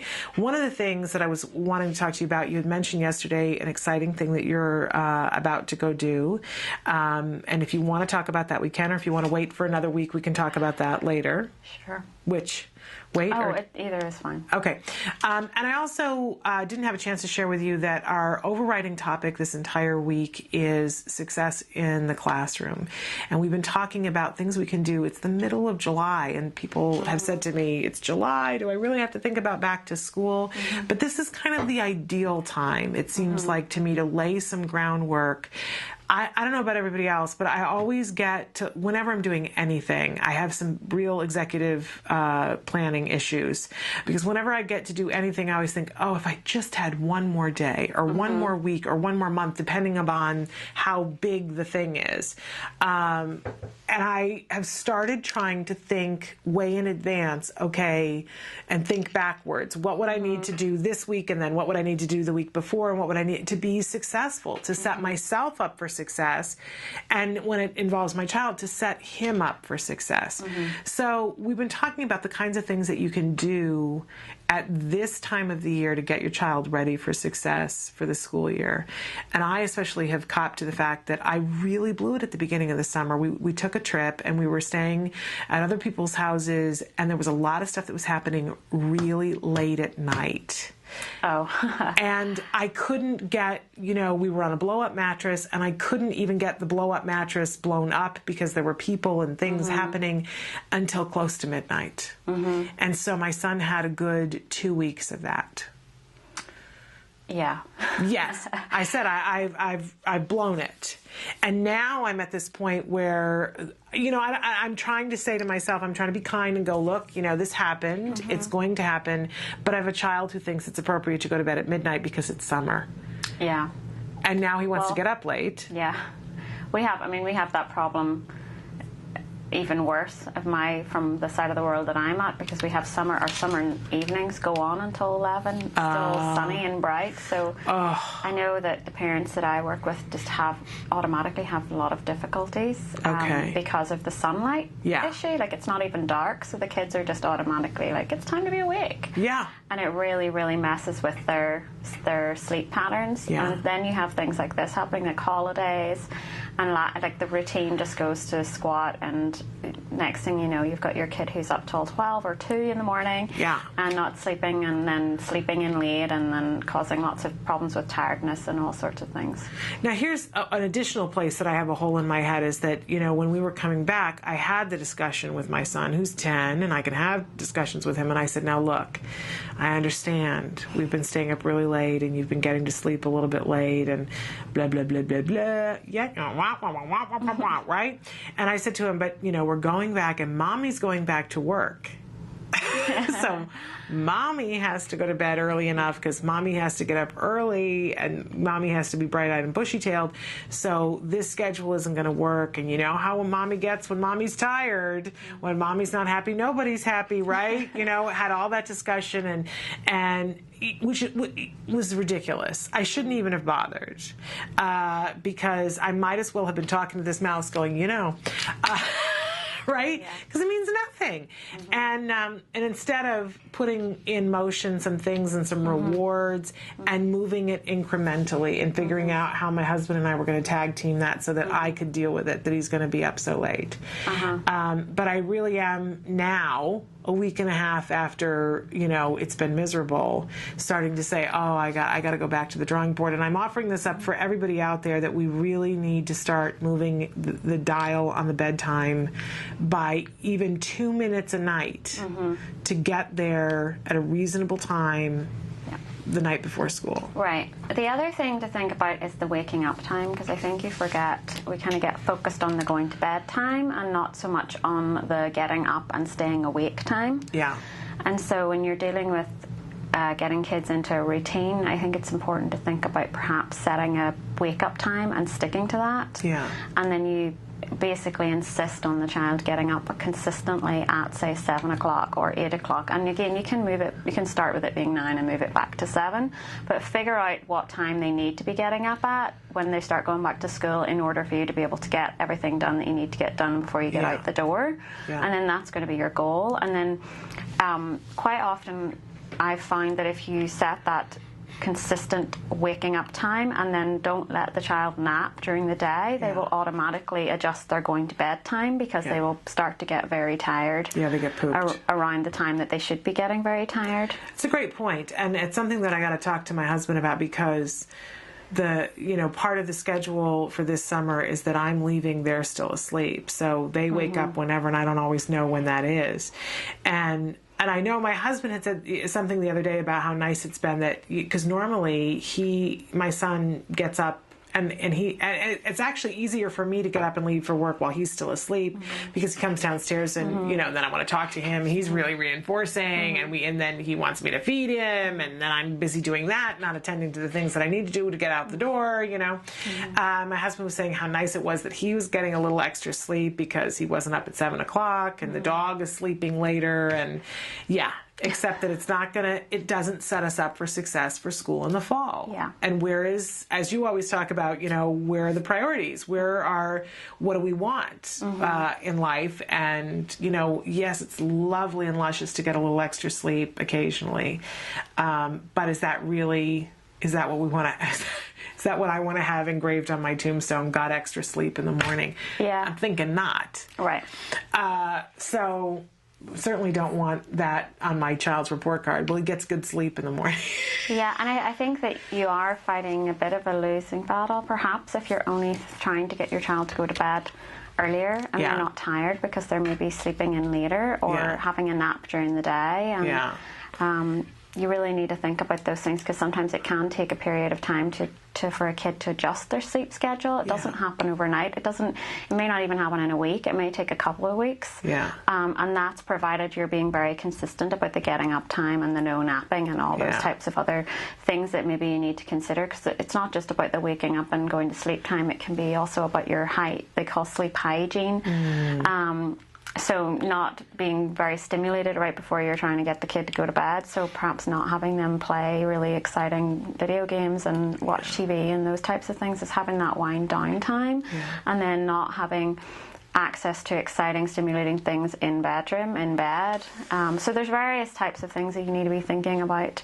And it's not going to happen overnight. Yeah, I'm thinking our sleep hygiene, from what you said, is just filthy.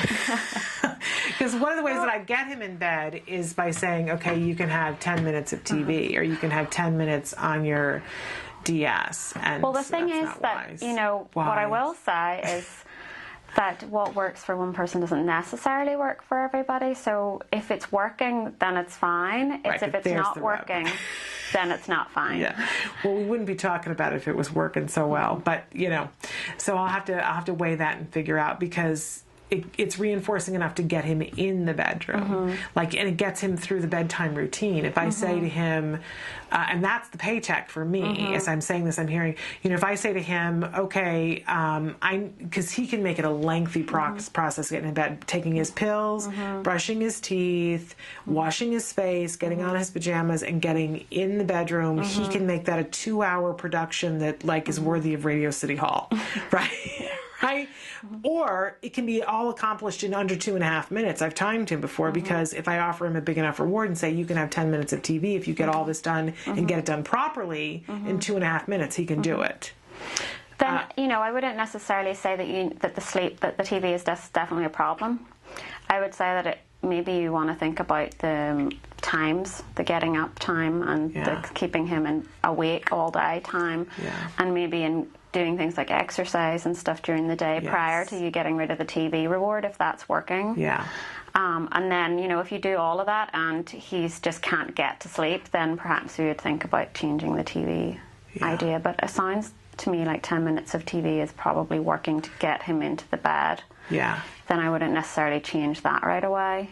And even as you're talking, I'm thinking, okay, so what does work? And if he gets 10 minutes of TV and then I come in and read to him for 15 or 20 minutes, he's out. It doesn't, there's something about it that doesn't feel clean to me that, he goes to bed, he watches TV, and then I read to him.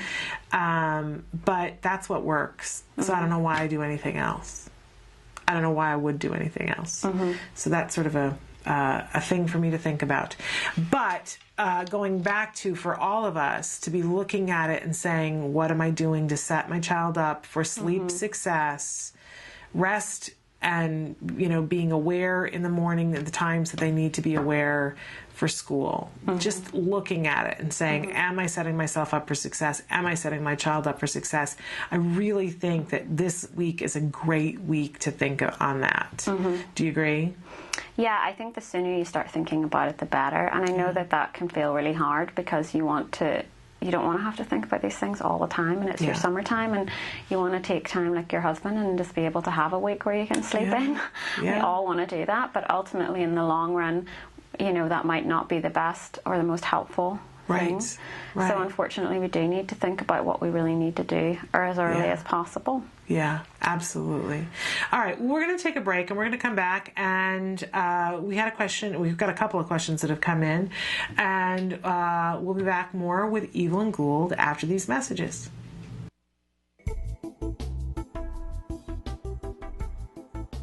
Skills is an online program that provides assessment, curriculum, positive behavior support planning for challenging behavior, and progress tracking, and it does this all in one place. The skills assessment and curriculum addresses 8 areas of development, which even includes advanced higher level areas such as executive functions and cognition, which pretty much makes skills the only ABA-based set of curricula for teaching more complex skills, things like problem solving, planning, self-management, perspective taking, and even inferring and predicting others' private events. Skills is a 4-step system.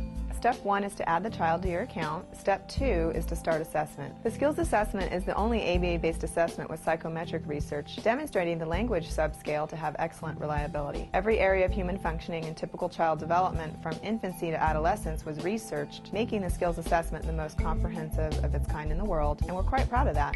Skills is easy to use. Simply click Start Assessment and begin answering questions. Or simply type in a keyword, find specific activities to assess, and add activities to treatment. Step 3. Choose activities. Once you've completed the assessment, Skills selects from a pool of 4,000 activities categorized by age, level, and skill type to provide you with exactly those activities each child needs. Start by choosing a curriculum, then a lesson, and finally an activity. Click the information icon to view prerequisites, ages in which targets develop, examples, and IEP goals. Click the video icon to watch a short video. Once you've identified an activity you want to teach, adding activities to treatment is a snap. Step 4. Start treatment. Here you can access customizable activity lesson details, add your own customized targets and exemplars, and edit an activity status such as introducing or mastering it. You can even print handouts such as worksheets, tracking forms, visual aids, and other materials. Skills also offers multiple progress charts mapping curriculum progress, lesson progress, and cumulative number of activities and targets mastered over time. The Skills language curriculum is categorized by verbal behavior type so that users can identify progress for verbal operants, such as echoics, mans, tax, and interverbals.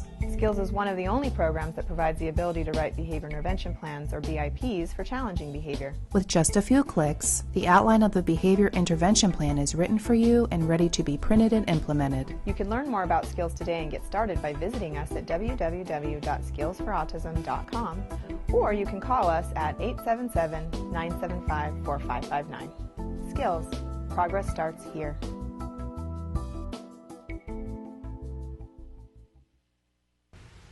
Welcome back to Autism Live. Our very special guest in the studio right now, BCBA Board Certified Behavior Analyst Evelyn Gould. We call this segment Making Room with Evelyn. I know that always cracks you up, but we love it because you always talk about making room for our emotions, making room for what's true, making room for the things that we don't necessarily focus on in the moment, and that those things help us to be able to move forward and make progress ourselves. So I love it. I know it gives you the giggles, but we had a question that came in this morning. Somebody wrote in the comment, "My daughter does not like to wear shoes." Mm-hmm. Now, the implication here being my daughter does not like to wear shoes, and I'd like to solve that issue. Yeah. They don't point blank ask that, but and we've actually been talking about sensory issues a lot in the last couple of weeks, because kids have all different kinds of sensory issues. I've heard people talking about, kids who rip their T-shirts off, and eventually you find out it's because of the label. I think pretty much everybody, all of us included, have some sort of sensory issue, right? Absolutely. I mean, if you think about it, we're not born wearing clothes. We're not born wearing shoes. So it is a learned behavior to tolerate and wear shoes. We learn to wear them because they protect our feet, for these rules like related to protecting our feet and not getting germs on our feet or whatever, that's a totally learned thing. It's not something, we're not just born tolerating wearing shoes or born feeling okay about wearing clothes, but it's a socially learned set of behaviors. So a lot of our kids do have issues with not with wearing shoes or wearing clothes or particular kinds of clothing. It's quite common.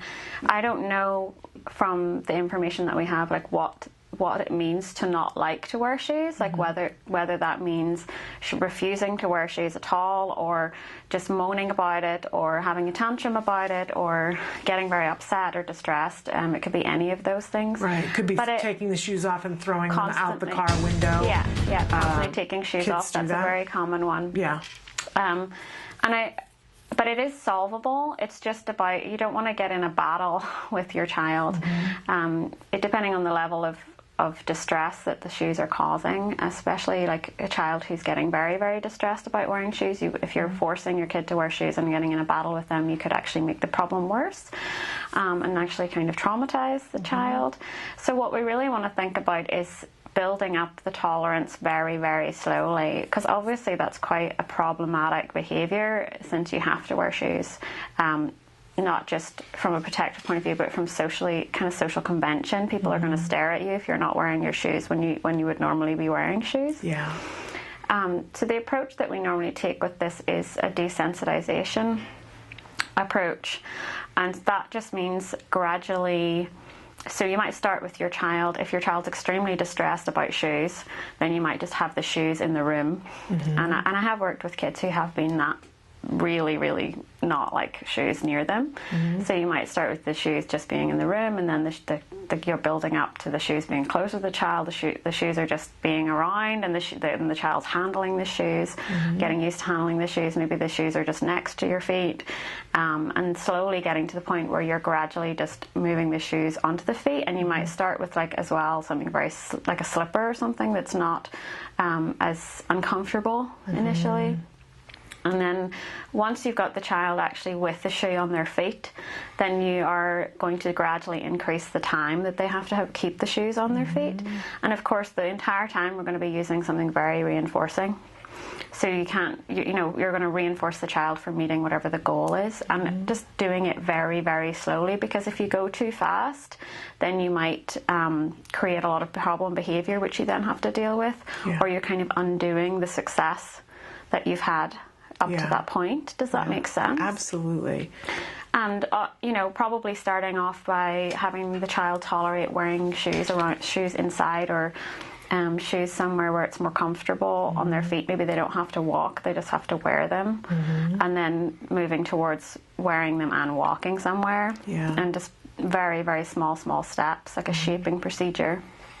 Absolutely. And I especially appreciate the idea of making it reinforcing. Yeah. And there's lots of different ways to make something reinforcing, whether it's that, picking, having them be a part of picking the shoe that they want to wear. Absolutely. Or having it be something that isn't related to the shoe, right? That a reward that they get for having the shoe on. Yeah. Both. And then the other technique that we use would be distraction. So having the child be engaged in something fun, another activity while wearing shoes, so they can kind of forget about the shoes. Or that's the idea, is that they take you're switching their attention from the shoes to something else. That can be very helpful. And then setting up the kind of rules where there's certain places where you have to wear shoes, but it's okay to take your shoes off when you get into our house, or something like that, depending on whatever your rules are for your household. Right, sure.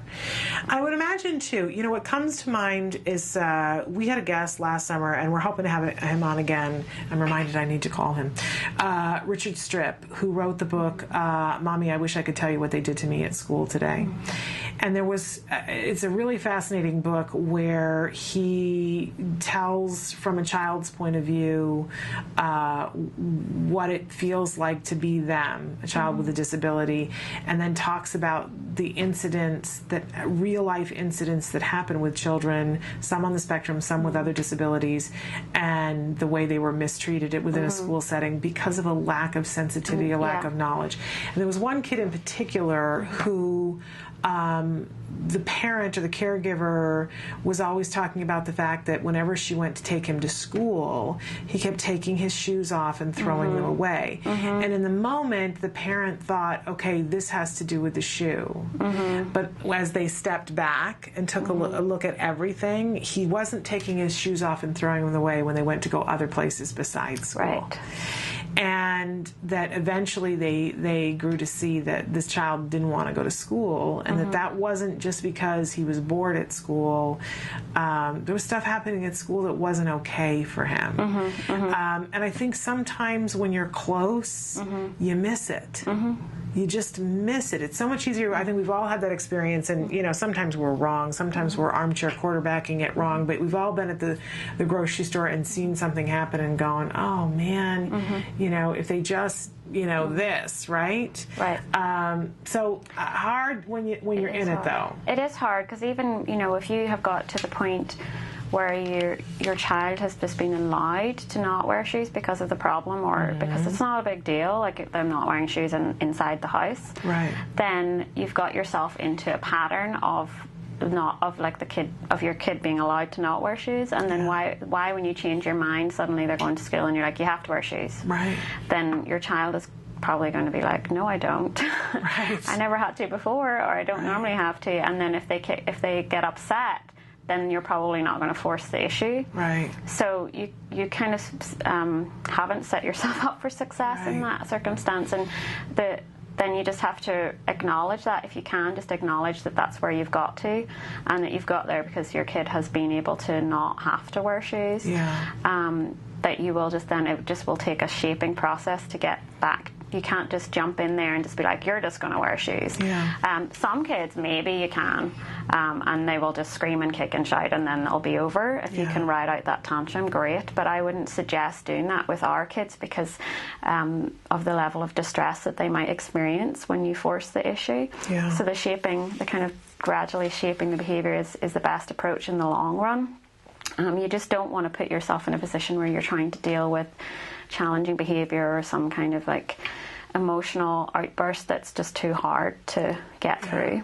Yeah. Well, you've really brought up for me, because we were talking before about success in the classroom and what we do now to get our kids ready, and I hadn't really stopped to consider that for some of our kids, what they have to wear to school is going to be an issue. Yeah. And that now would absolutely be an ideal time, if you haven't already, to start to address that. Yeah. That I know at my son's school, they're not allowed to wear sandals. It's just not allowed. So they need to have closed shoes in order to go to school. And I know that isn't a huge issue when he goes to school, but it's a big fun thing in the summer when he says, oh, I can take my sneakers and my socks and put them away because I get to wear no socks and wear my sandals. But we did used to get his school shoes like a month in advance and have him start practicing wearing them. Yeah, absolutely. And I hadn't even thought about it. The therapist had us do that, and I hadn't even thought about it, so that it wasn't an issue to put on his new school shoes to go to school the first day. But for other kids, there's a uniform. Yeah. Particularly from where I'm from, where nearly all schools have uniforms, and it's something that I've had to deal with in the past a lot, is getting kids used to having to wear, and often they have to wear button-up shirts and ties and shorts and knee socks and all sorts of things that don't feel very good to even us as adults, and we're used to having to wear that kind of stuff. I mean, I'm not wearing it today, but we have to wear that stuff as adults and know that it's quite uncomfortable. Right. So imagine what it's like for our kids. Yeah. And they don't necessarily have the understanding of you just have to wear it because that's what you have to do when you go to school. Yeah. So it is good to really try and think about these things in advance and then give yourself time to work through it and build up your kid's ability to tolerate those types of annoying things that you have to do when you go to school. Right, and I think setting the stage, we were talking yesterday, I said, whenever I meet a child and they say that they're getting ready to go to kindergarten, I always make a big deal. I go, oh, kindergarten, you're so lucky. I can't believe you get to go to kindergarten. I love kindergarten. Oh, you're going to have such a good time. To try to make it seem like it's Disneyland. So that any fear or trepidation graduation, they're like, I'm going to be a kindergartner. And then the first week of kindergarten, I always I call and say, you know, if it's a friend's kid, and go, I have to know I can't believe, I'm so excited for you. I'm so proud of you. You're a big kindergartner, to set it up. And, you know, the reason why I am so militant about that with kindergarten is that I remember I'm the middle of 3 children, and we didn't do that for my little brother.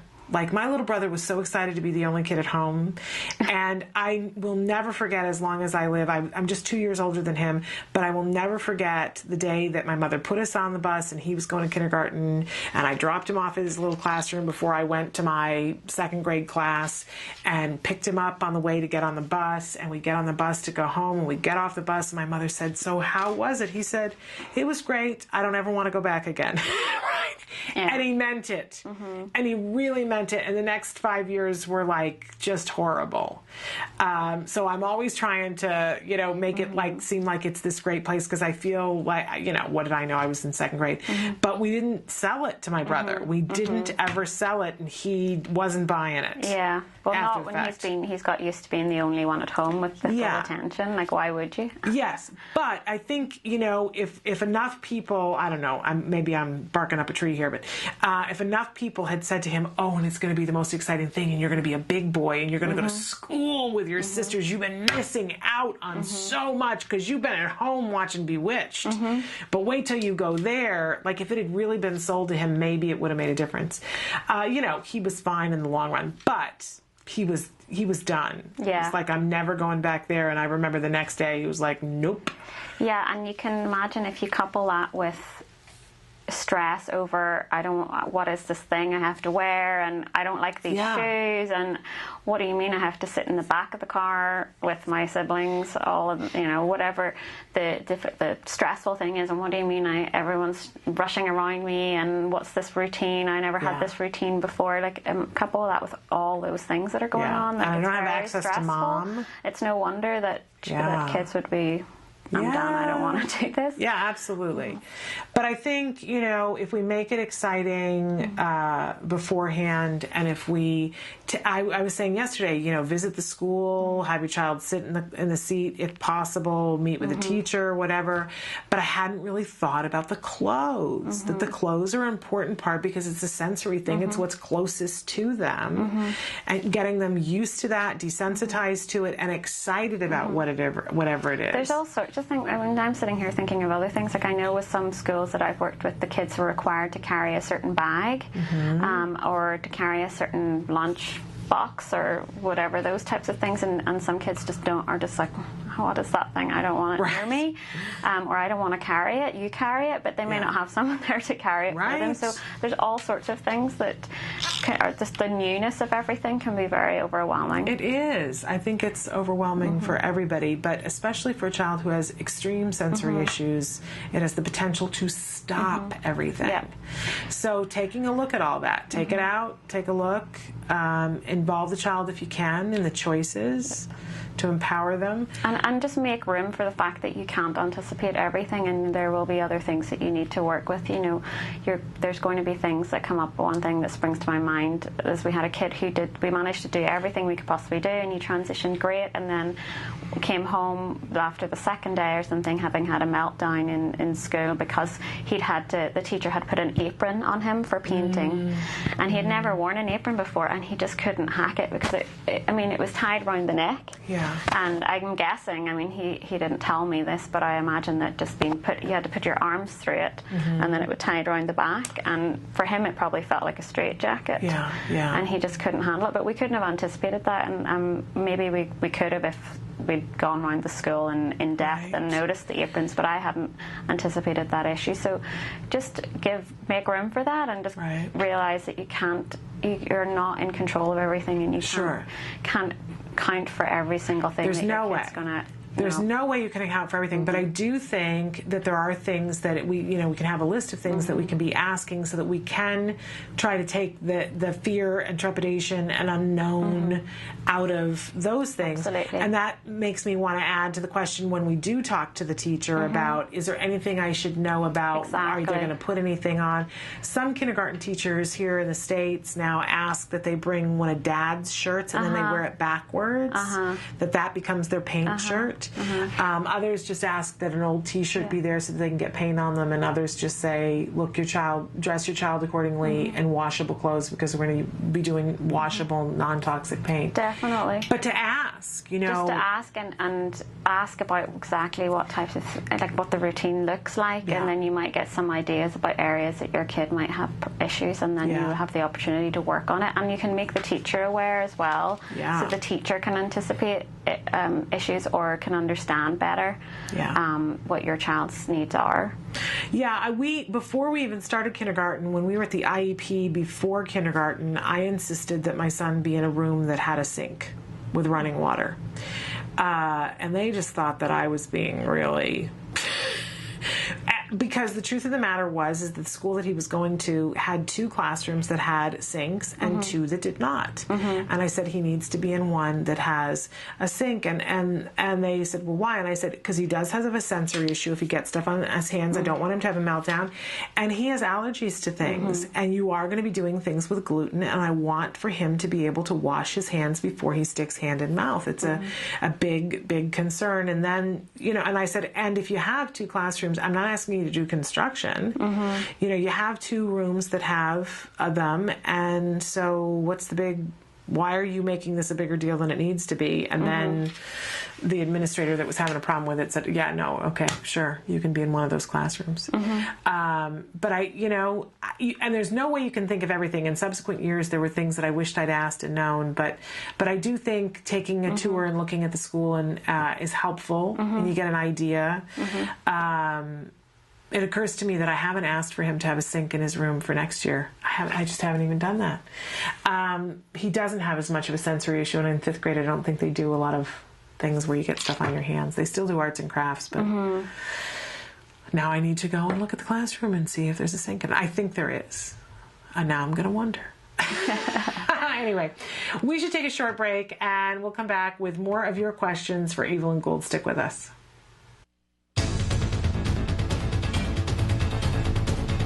Hi, I'm Shannon Penrod, and this is my son, Jem. We're here today at the Home Depot. You might know that Home Depot is famous for giving free classes to adults on lots of things like tiling and other home crafts. Well, they also have free classes for kids as well. It's called the Kids Workshop. We love doing that, don't we, Jem? Yeah. It's cool. So come on inside with us and let's do a craft. Yay.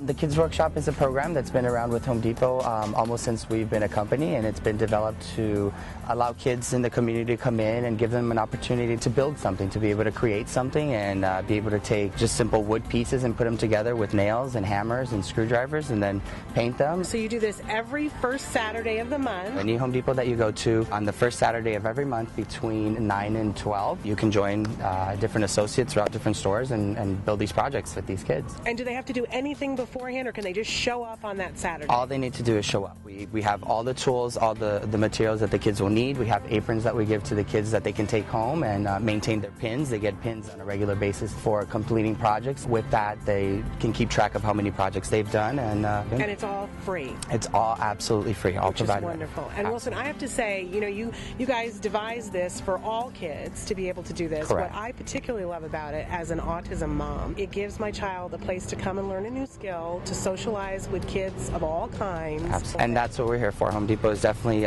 loves to be involved with the community and bring the community in to work with us. That's what we love to do.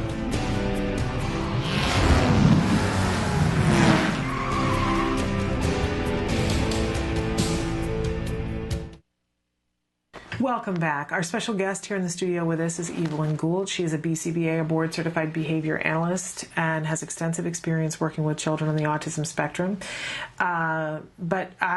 She joins us on a regular basis for this segment that we call Making Room with Evelyn, and she also is very good, I think has a particular talent for taking into consideration the other people in the equation, not just the child's. I think you're great at taking the child's perspective and understanding what they're going through, but you then apply that to everybody in the scenario in a way that I think is really remarkable, in a very caring and considerate and empathetic way about the fact that everybody in the situation is having emotions.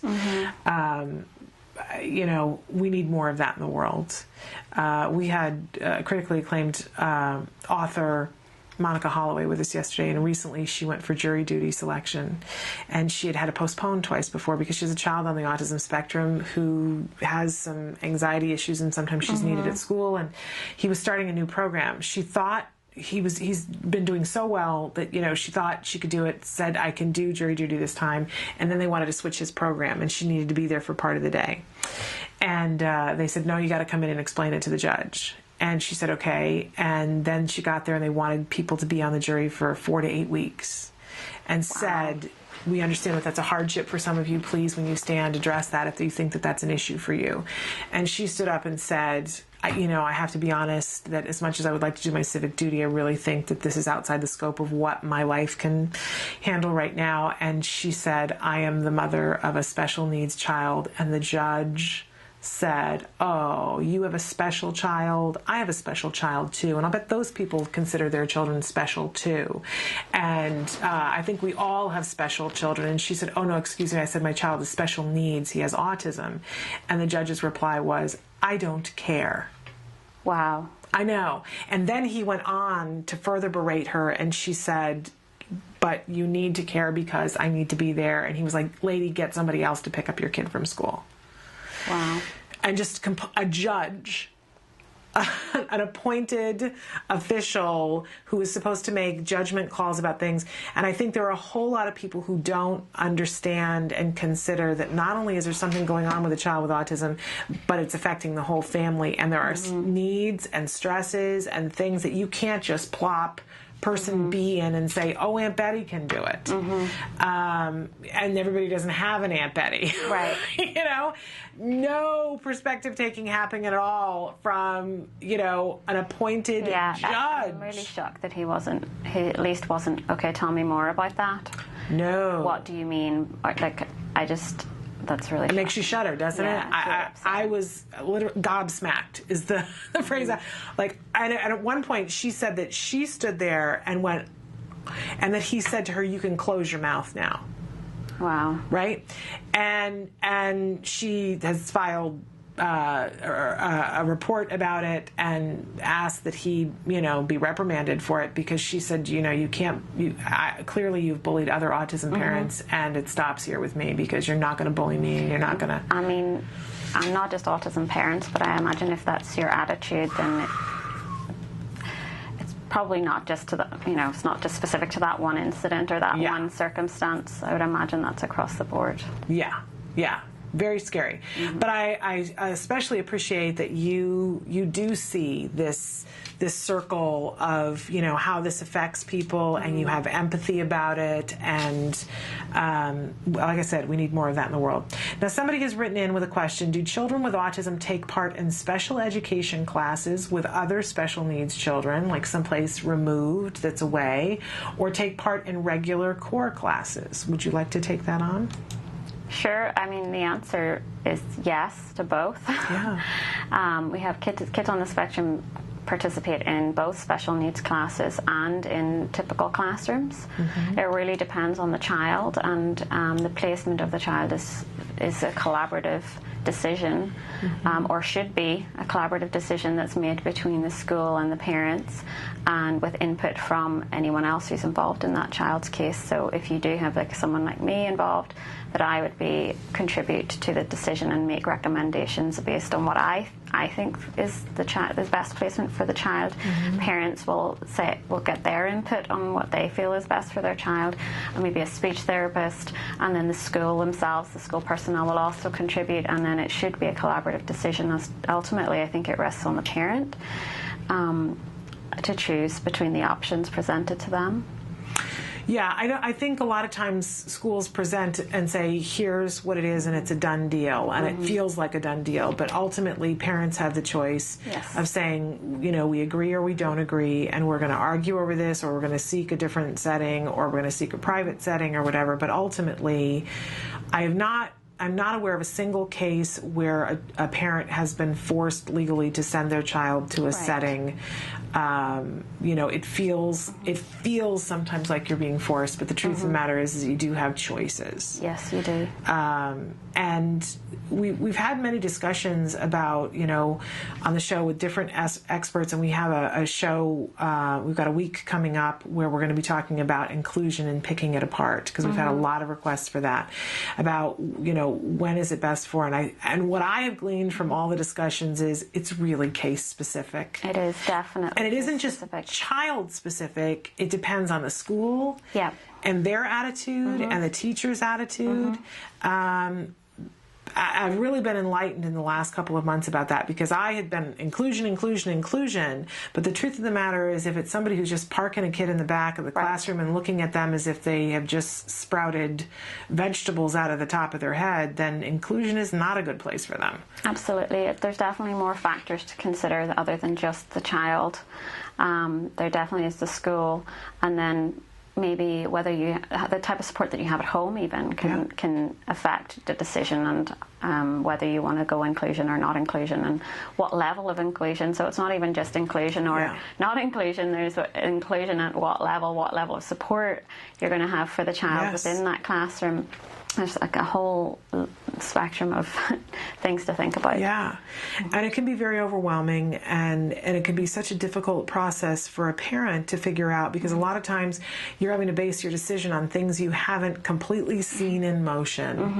It's a very difficult time for parents figuring out, okay, you know, here's what the school expert has said, here's what the outside expert has said, here's what my gut is saying, I'm looking at the teacher, you know, and here, you know, on the one hand, and really talking about those warring things about, you know, on the one hand, you really want to make sure you do what's best for the child, and sometimes that looks a little different in practice than what you thought it was going to look like. Yeah, it's never easy, and there's often other difficult things to think about, like maybe where you live, or how your child's going to be able to get to school. You know, maybe if you're not living with your child's other parent, like whether there's circumstances around where the kid's going to be at this time of the week or that time of the week, and these types of logistical stuff can also be involved. Absolutely. And so it's never easy. It's never like a simple decision ever. I think it's about being easy on yourself while you're going through the process and getting the best information, and then